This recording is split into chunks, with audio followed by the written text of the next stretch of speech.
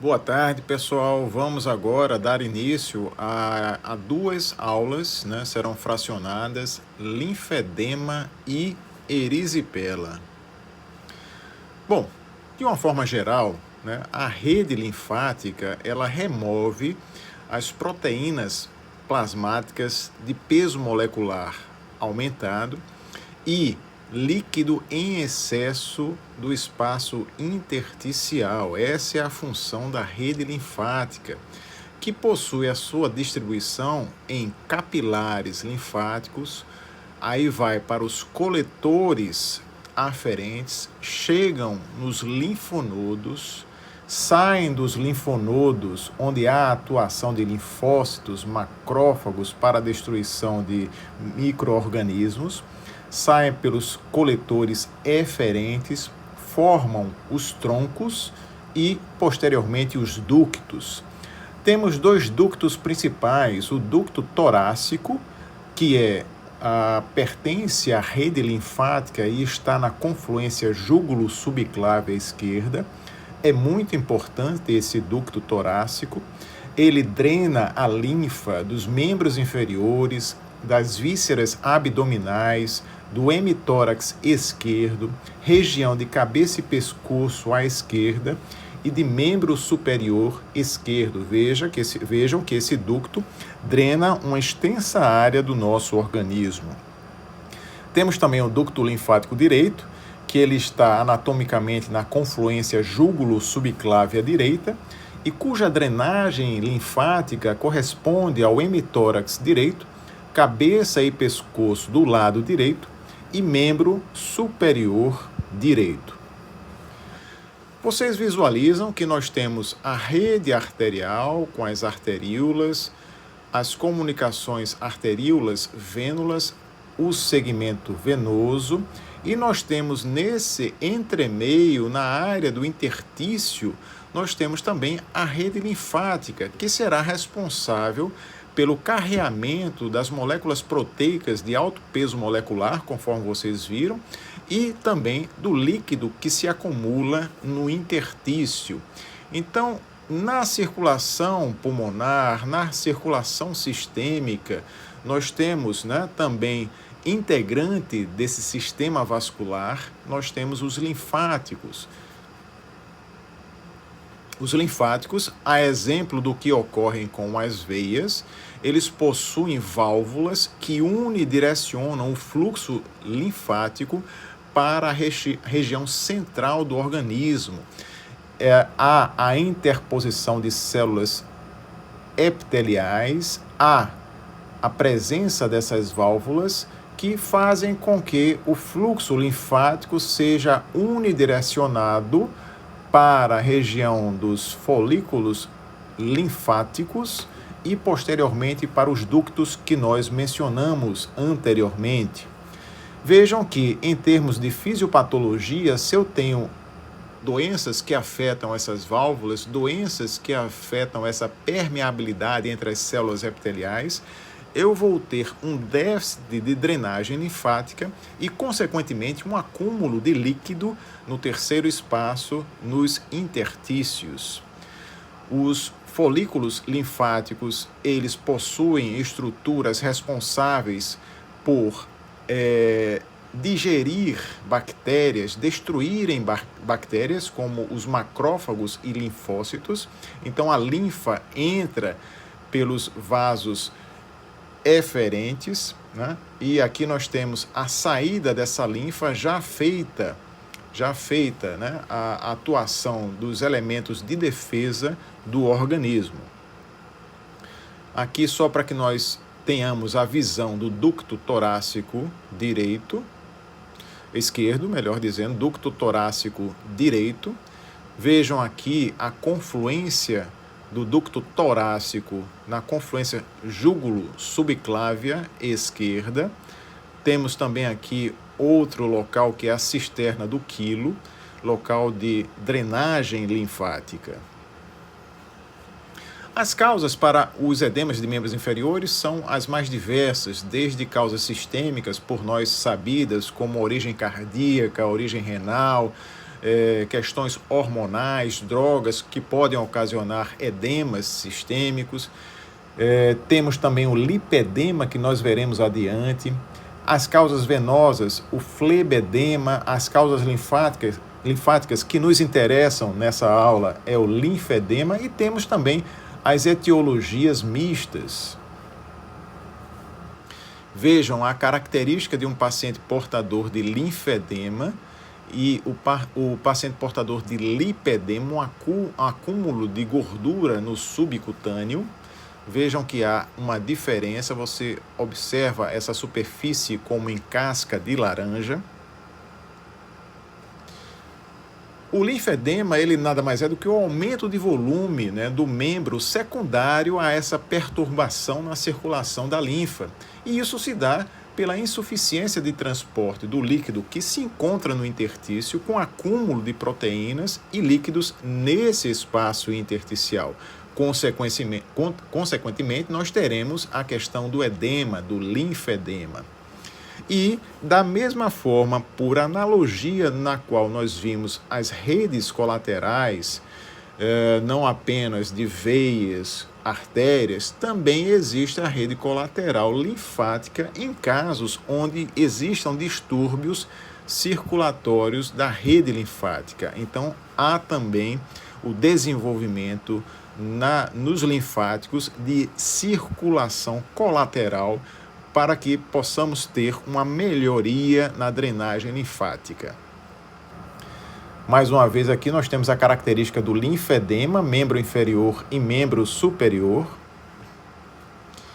Em relação à classificação patogênica, nós temos a patologia dos capilares linfáticos, o que pode ser definido como uma capilarite difusa, patologia dos coletores, que vai desde a agenesia, hipoplasia, hiperplasia, questões vinculadas ao traumatismo, à compressão dessa rede linfática, patologias dos linfonodos, como uma ressecção cirúrgica, uma destruição através de radioterapia, por exemplo. Então, nós temos patologias que vão desde o capilar linfático aos coletores e aos linfonodos. Em relação à classificação clínica dos linfedemas, nós temos os linfedemas primários, podendo eles ocorrerem logo ao nascimento, de forma precoce após o nascimento, de forma tardia, ou linfedema de característica familiar, ou linfedema de Milroy. Temos os linfedemas secundários, que aí são secundários a processos inflamatórios, quer seja do tecido celular subcutâneo ou específicos da rede linfática, como o linfangítico.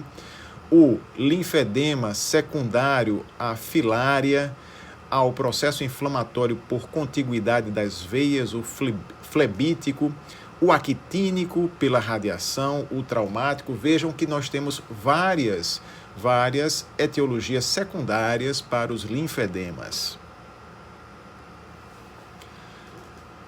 Em relação à epidemiologia, nós temos as variações entre os países. Por exemplo, o linfedema secundário, a Wuchereria bancroft, ela é mais presente em países como Uganda, Quênia, Nigéria, Etiópia e Brasil. E também nós temos, em termos epidemiológicos, a frequência maior no sexo feminino dos linfedemas primários. Vejam aqui o ciclo evolutivo da Wuchereria bancroft, que ocasiona esse linfedema de característica grosseira, né, de membros inferiores, de genitália. Nós temos o homem como hospedeiro definitivo, as microfilárias, a contaminação do mosquito Culex. Essas microfilárias evoluem para larvas infectantes. Essas larvas infectantes penetram no homem e geram os vermes adultos que vão obstruir a rede linfática. Vejam aqui a área mais acometida pelo linfedema secundário, a Wuchereria bancroft. O quadro clínico do paciente portador de linfedema vai desde um quadro clínico assintomático, frequentemente nos linfedemas iniciais. O aparecimento realmente demanda um tempo, é um aparecimento insidioso, ele é mais comum em membros inferiores. Nós temos as questões estéticas relacionadas. Pela questão do maior acúmulo de líquido, há um desconforto e uma fatigabilidade do paciente. Esse edema pode ser numa fase inicial, nas porções distais do membro, e aí nós temos a formação de um cacifo, é um edema mole, característica do sinal de Godet, e nessa fase inicial com edema mole pode mimetizar o flebedema, e já na fase crônica, que nós veremos adiante, com um aspecto mais grosseiro. Então nós temos secundários a esse processo de acúmulo de líquidos e proteínas, um processo inflamatório de subcutâneo, de interstício, que leva ao fibredema, que leva ao endurecimento dessa área de pele, a um endurecimento, a um aumento de espessura, a acantose, cria-se aspecto verrucoso.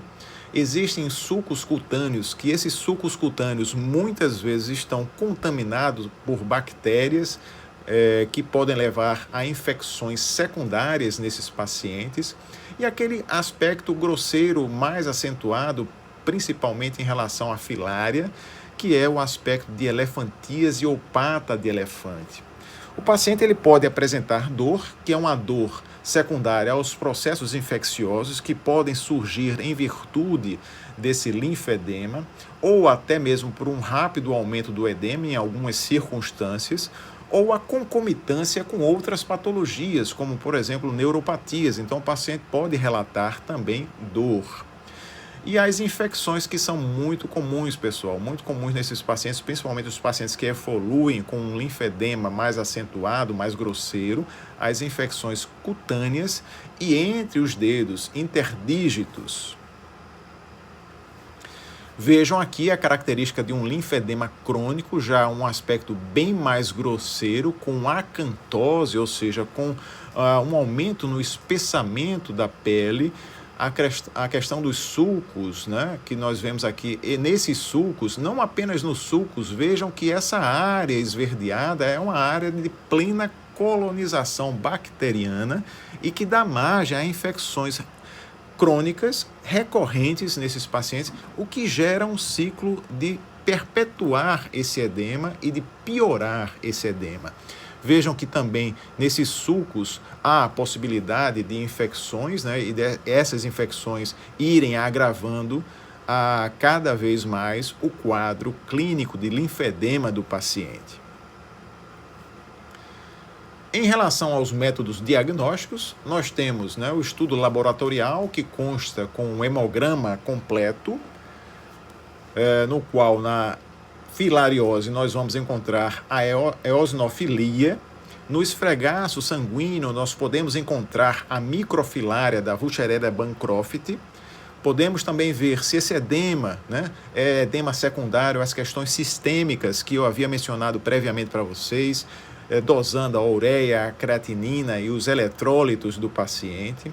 Podemos também ver se esses edemas sistêmicos são secundários a alterações nas proteínas plasmáticas, como, por exemplo, pessoas que tenham perda de proteínas através da proteinúria, então elas têm a maior propensão à formação de edemas. Então é interessante pesquisarmos também as concentrações de proteínas plasmáticas. Em relação aos métodos ainda diagnósticos para a visualização do sistema linfático, nós temos a linfocromia, que é a visualização dos vasos e gânglios linfáticos mediante uma injeção de corante azul no subcutâneo. Então nós temos ali a visualização da rede linfática através da impregnação dessa rede linfática do corante, do azul patente. Temos a linfografia, que pode ser direta, ou seja, com a injeção de contraste diretamente no sistema linfático, previamente demarcado por linfocromia, ou a indireta, no qual o contraste ele é administrado no subcutâneo e ele adentra a rede linfática, possibilitando a visualização dessa rede. Vejam aqui, nessas duas últimas imagens, nós temos a linfografia. Vejam o preenchimento do contraste na rede linfática paravertebral. Aqui nós temos o aspecto da cintilografia linfática. Vemos aqui a introdução do contraste que é feito a nível distal do subcutâneo do pé. Então nós temos, vejam esse pé como está aumentado de volume e nele, comparativamente ao membro contralateral, nós temos uma diminuição da rede linfática de drenagem.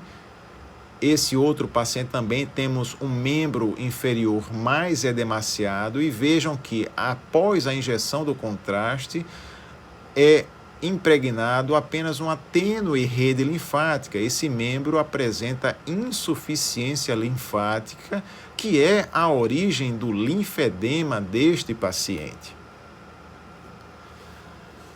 Ainda em relação aos métodos diagnósticos, nós podemos fazer o aspirado de líquido intersticial para análise do teor proteico do líquido do edema, né? Ou seja, se nós temos um linfedema, nós temos um acúmulo das proteínas no interstício e podemos dosar isso através do aspirado do líquido intersticial.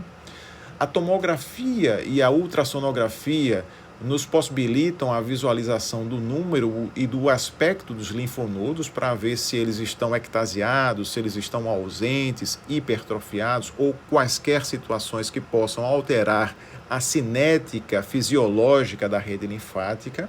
E também para identificarmos se esse linfedema é secundário, por exemplo, a processos compressivos da rede linfática, secundárias a neoplasias, por exemplo.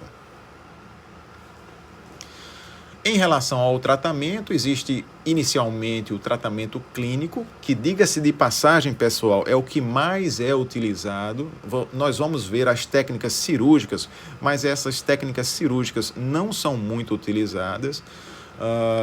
Nós temos, então, como tratamento clínico, os cuidados higiênicos da pele e das unhas, com a utilização de sabões antissépticos, antifúngicos locais, evitarmos traumatismos, picadas de insetos e micoses. Vimos que aquela pele do paciente é extremamente alterada, colonizada, então é altamente propenso a infecções e para isso a gente tem que ter os cuidados higiênicos necessários.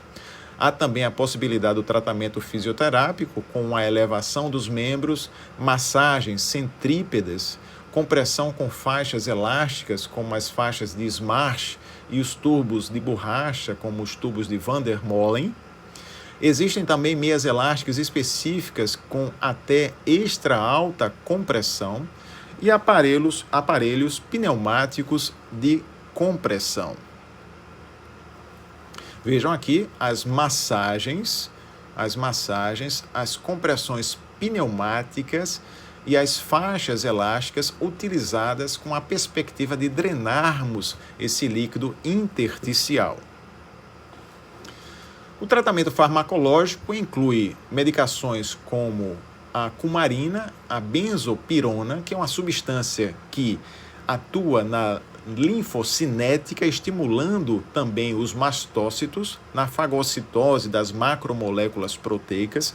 Lembram das aulas de insuficiência venosa que eu falei para vocês? Uma medicação utilizada para pacientes portadores de insuficiência venosa são os flebotônicos. Da mesma forma, nós temos para os pacientes com patologias linfáticas substâncias linfocinéticas, como a benzopirona.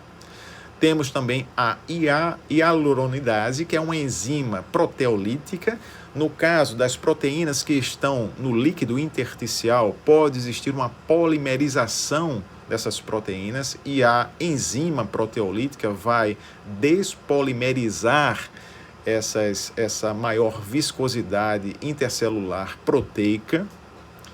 Temos também a utilização de diuréticos, porém é controverso, visto que os diuréticos funcionarão em situações como, por exemplo, um edema secundário a uma ICC e não propriamente como elementos que possam retirar do interstício as proteínas acumuladas. E a utilização para pacientes que apresentem dor, os analgésicos. Temos também o tratamento farmacológico específico para a filariose, com o citrato de dietilcarbamazina.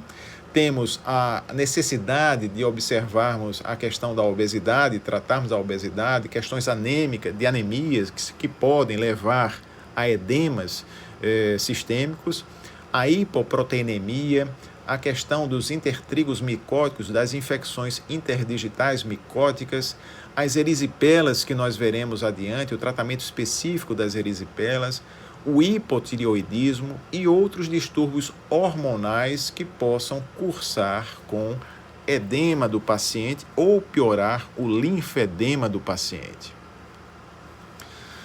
A opção cirúrgica, pessoal, existem técnicas microcirúrgicas de drenagem linfática, técnicas de microanastomoses. Ora, se há uma deficiência na drenagem linfática por obstrução, por agenesia, por hipoplasia da rede linfática, nós podemos fazer derivações, e essas derivações podem ser linfático-venosas ou até mesmo linfonodo-venosas.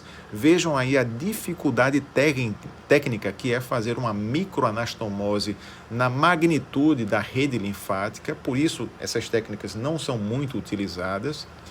E as técnicas cirúrgicas excisionais, que não são muito utilizadas porque elas têm uma característica, um aspecto estético muito prejudicado, como nós veremos adiante. Nós temos a técnica de Charles, que consiste numa excisão completa de pele até a fáscia profunda, e a técnica de Thompson, que resguarda, que melhor dizendo, guarda um retalho dérmico para o fechamento e, consequentemente, termos um aspecto estético melhor. Vejam a dificuldade para o paciente que é portador de um edema crônico como este que aqui aparece. Existe um peso acentuado para o deslocamento do indivíduo, existe a propensão para múltiplas infecções, infecções que se repetem com frequência, né? Então, a técnica que nós vimos, a técnica de Charles, ele preserva a estrutura de pele que está articular, quer seja a nível de joelho, como também a nível de pé, porém ele faz uma excisão ampla de tecidos até a fáscia profunda. Posteriormente, esse tecido nós colocamos enxertos cutâneos para minimizar o aspecto estético, como aqui nós observamos. Mas vejam que, mesmo assim, o aspecto estético não é dos melhores. Aqui nós temos a técnica de Charles, nós temos a retirada de praticamente todos os elementos, até a musculatura do paciente, e posteriormente a colocação do enxerto cutâneo. E a técnica de Thompson, que consiste em preservarmos um retalho cutâneo, como aqui observamos, e a retirada de conteúdo subcutâneo até a musculatura e posterior fechamento. Nós já temos um aspecto estético melhor, mas é uma cirurgia que não é também muito utilizada. As complicações do linfedema, pessoal, podem ser as inflamações do subcutâneo, as celulites, as linfangites recorrentes, conforme eu mencionei para vocês, paciente portador de alterações volumétricas no membro, como aqui está, são pacientes que perpetuam ciclos de infecções de pele, agravando ainda mais a questão do edema desses membros inferiores. Ora, se aqui é uma área propensa a processos inflamatórios crônicos, há a possibilidade de transformação neoplásica nos linfangiosarcomas, que são complicações de modificações, de alterações neoplásicas que surgem nessas áreas acometidas dos pacientes. E o linfedema, conforme nós vimos, que a característica é a perda de proteínas para o interstício, ele também pode cursar com outras patologias, como a enteropatia perdedora de proteínas.